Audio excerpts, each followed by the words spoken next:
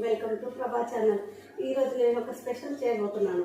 Special అంటే special ఏం కాదు, అంటే జొన్నగట్క ఎండు చేపల పులుసు. అవునండి, ఎప్పుడు మనం రైసే కదా తినేది, అప్పుడప్పుడు స్పెషల్ కూడా ట్రై చేయాలి. అంటే ఇలాంటి జొన్న గట్క ఇలా ఇలా ఇలా తినాలండి. ఎందుకు అని అంటే మనం ఎప్పుడు రైస్ తినడం వల్ల మనకు కాళ్ళ నొప్పులు అలాంటివి రావచ్చు. ఇలా జొన్న గట్క ఇలా తినడం వల్ల హెల్త్కి చాలా మంచిదండి.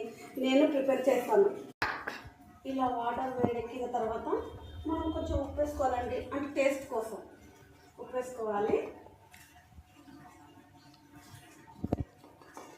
ఓకే,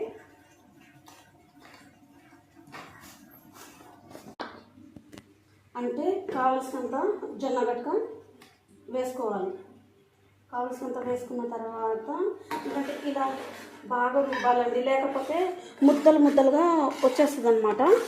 బాగా రుబ్బాలి, అంటే రుబ్బుతూనే ఉండాలి, ఎందుకంటే మళ్ళీ గడ్డలు గడ్డలుగా వచ్చేస్తుంది. ఓకే, జొన్న గట్క అయితే పూర్తి అయిపోయింది. ఇప్పుడు చేపల పులుసు కోసం మనం టమాటా కట్ చేసుకుందాం. టమాటా, కొత్తిమీర, ఇంకా ఓకే టమాటా అయితే కడిగేసుకొని కట్ చేద్దాం. ఓకే, అసలు అనుకుంటారండి ఇందులో జొన్న గట్కలో స్పెషల్ ఏముందని అనుకుంటారు.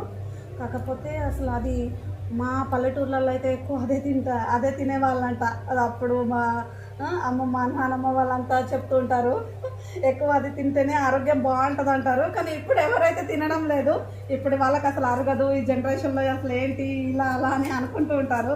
కానీ అది తినడం వల్ల హెల్త్ చాలా బాగుంటుందండి. నేనైతే రోజు ప్రిపేర్ చేసి 1 టైం తింటున్నాను, చాలా బాగుంటుంది. నేనైతే చేపల పులుసు అయితే చేస్తున్నానండి. చేస్తే ఎలా ఉంటుంది నాకు కూడా తెలియదు, చేస్తున్నాను. ఎండు చేపలు అయితే వేస్తున్నాను. కర్రీ అయితే సక్సెస్ఫుల్గా ప్రిపేర్ చేశానండి. ప్లీజ్ అండి నా వీడియోస్ కొంచెం చూడండి, సబ్స్క్రైబ్ చేయండి ప్లీజ్. ఇంకా మీకు ఎలాంటి వీడియోస్ కావాలో కామెంట్ బాక్స్లో కామెంట్ చేయండి, లైక్ చేయండి. బాయ్ అండి.